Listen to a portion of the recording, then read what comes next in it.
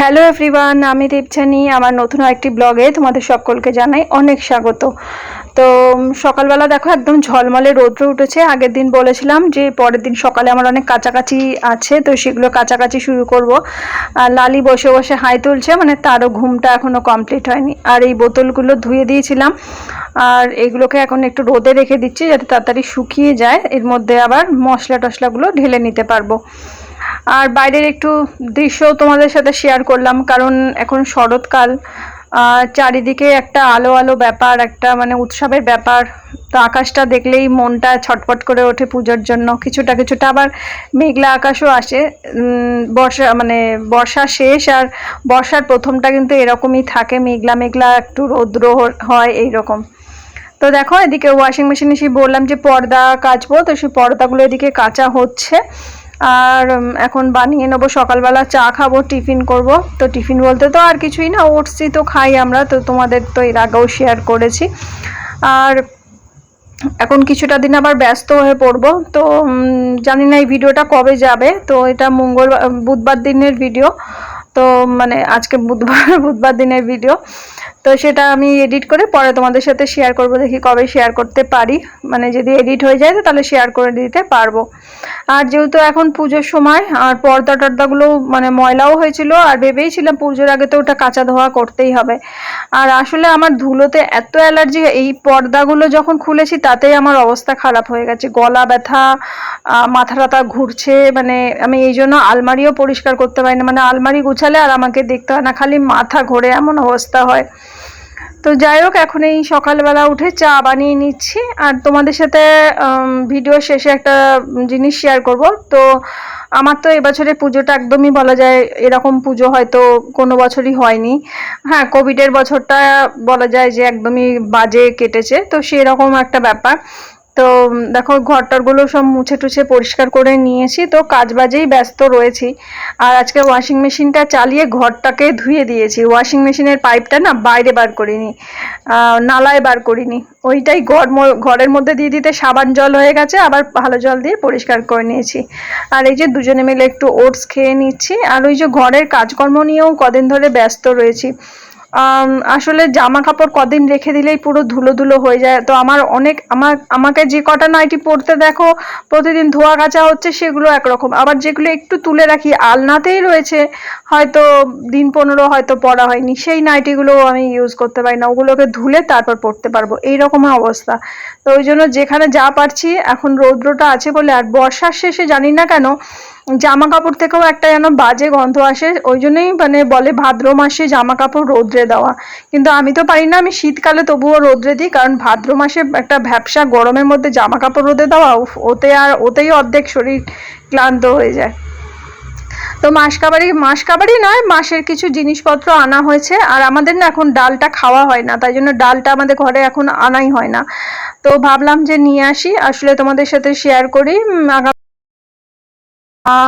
বোন ওরা আসবে, তো আমার কয়েকটা জিনিস কলকাতায় কিনে রেখে মানে কেনাকাটা হয়েছে, তো সেগুলো দিতে আসবে। বলেছিলাম যে দিতে আসতে হবে না, একেবারে কালী পুজো টুজো কেটে গেলে যখন যাব তখন নিলেও হবে। তাও একটা পুজোর সময় নতুন জিনিস ইউজ করা হয়, তাই না? তো সেই জন্য আমার মাও আমাকে আমার জন্মদিনের জন্য, বোনের জন্মদিনে বোনকেও দিয়েছে, আমাকেও দিয়েছে। তো এবছরে এমনি আমাদের বোন বা মা বা আমার কারোরই কোনো কেনাকাটার ব্যাপারটা নেই। তো যাই হোক, এখানে দেখো টুকটাক যেগুলো এসেছে, তাই পন্ডা চাউটা নিয়ে এসেছে। এটা জানি না কেমন হবে, বললো এটা সুজির চাউ। আমি বললাম যে কেন এই চাউটা নিয়ে এসেছো, যদি ভালো না হয়, যদি ঘ্যাদঘ্যাদে মতো হয়ে যায়। তো বললো তো ভালো হবে। এই পন্ডা চাউটা আমি এর আগে অনেকদিন আগে একবার ইউজ করেছি, কিন্তু আমি জানি না, ভুলে গেছি, মনে পড়ছে না, রান্না করলে তখন বুঝতে পারবো। তো এই টুকটাক মাসকাবারি জিনিস কিছুটা ঢেলে রাখবো, আর কিছুটা এমনি ড্রামের মধ্যেই গুছিয়ে রাখবো। আর ঘরে যাও ইঁদুরের উপদ্রব, কোনো কিছু রাখা যায় না, চালের ড্রামগুলো পর্যন্ত কাটে। তো কিছুটা বাটিতে করে না চাল সরিয়ে রাখি, সেইগুলোই রাত্রিবেলা এসে ওরা খায়, তাহলে আর অন্য জিনিস কাটে না, এরকম অবস্থা। তো তোমাদের পরে একটা জিনিস শেয়ার করব, আমার একটা ওষুধের কৌটো, সেটাকে যে কিভাবে কেটেছে। তো গরম মশলা আনাচ্ছে, ওইগুলো আগেই ঢেলে নিয়েছি, এগুলো আর মানে ভিডিও করিনি। আর ভিডিও করবও না, ভেবেছিলাম এমনি গুছিয়ে নিই, তারপর হঠাৎ মনে হলো না একটা ভিডিও করি, তাই জন্য আবার ভিডিও করলাম। আসলে ইউটিউবে এমন একটা জিনিস না, ছাড়া যায় না, ছাড়তে চাইলেও ছাড়তে পারছি না। তো এই হচ্ছে ব্যাপার। তো এখন এই টুকটাকগুলোই একটু গুছিয়ে রাখছি। আর কদিন কিন্তু ভিডিও সেভাবে মানে ক্যামেরা হাতে নিয়ে যে মানে ভিডিও করব সেই মানে এটাও নেই। আর আমার মনটাও যেন কেন জানি না কি খারাপ লাগছে। এবছরে হাজব্যান্ডের সাথে ঠাকুর দেখতে পারবো, আর অন্যান্য বছরও আমি দেখতে পারি। বেশ কয়েকটা বছর বলা যায় 2019 এরম সময় থেকে হাজব্যান্ডের সাথে আমি ঠাকুর দেখতে যেতে পারি না। আসলে আমার হাজব্যান্ডই এখন কলকাতায় যায় না, নাহলে আগে কলকাতায় যেত, ওর সাথে কটা দিন ঠাকুর দেখতাম, ও অষ্টমীর দিন এখানে চলে আসতো, ওদের ক্লাবে পুজো টুজো থাকে, ওই নিয়ে ব্যস্ত থাকে।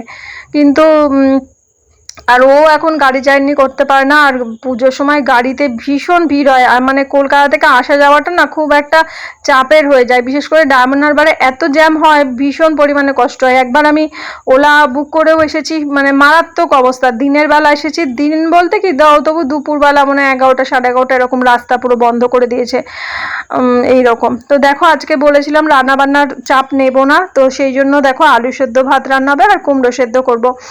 আর বলেছিলাম ফ্রিজ পরিষ্কার করব, তো ফ্রিজ পরিষ্কার করেছি, ওই যে বললাম। তারপর ঘর টরগুলো সব ধোয়াধাই করেছি। তো এই সারাদিন চলছে এই সব কাজ। তার মধ্যে থেকে একটু একটু যেটুকু নিয়েছি ক্লিপ, সেগুলোই আজকে তোমাদের সাথে ভাবলাম শেয়ার করি। জানি তোমরাও সবাই ব্যস্ত, কারণ এখন এমন একটা ফেস্টিভ্যাল টাইম, সবাই সবার বাড়ির ঘরের কাজকর্ম নিয়ে ব্যস্ত, প্লাস পুজোর কেনাকাটা নিয়ে ব্যস্ত, তারপর তো পুজো নিয়ে ব্যস্ত। কেউ কারোর ভিডিও দেখার সময় হয় না। যেরকম টিভিতেও যে আমরা যে সিরিয়াল আগে দেখতাম, সিরিয়ালই বলছি, দুর্গাপুজোর সময় বা ফেস্টিভ্যাল টাইমটা যখন থাকতো তখন ওই এপিসোডগুলো দেখা হতো না, আর দেখতেও পেতাম না যে পরে দেখে নেবো। এখন ইউটিউব এসে গেছে বলে তা এখন মনে হয় যে পুরোনো এপিসোডগুলো চালিয়ে দেখলে তখন দেখতে পাবো এরকম ব্যাপার। তো দেখো কুমড়ো সেদ্ধ, আলু সেদ্ধ, আর এখানে নিয়েছি ডিমের অমলেট না পোচ।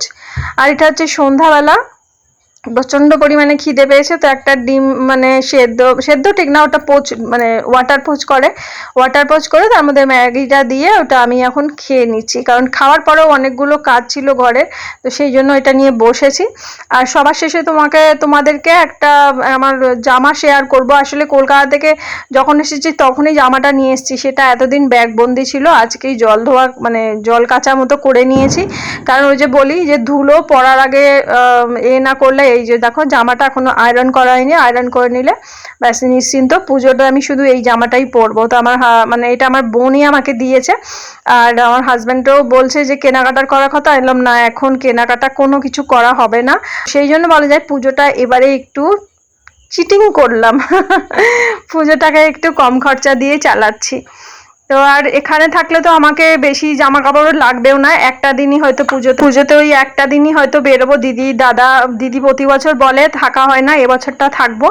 তো যাই হোক, আমরা এবছর হয়তো 4 জনে মিলে গিয়ে একটা টোটো ভাড়া করে মাঝরাতে ঠাকুর দেখতে বেরোবো। তো এই হচ্ছে এই বছরের পুজো কাটানোর সময়। তো কাকদ্বীপের দুর্গাপুজোটা তোমাদের সাথে এবছর শেয়ার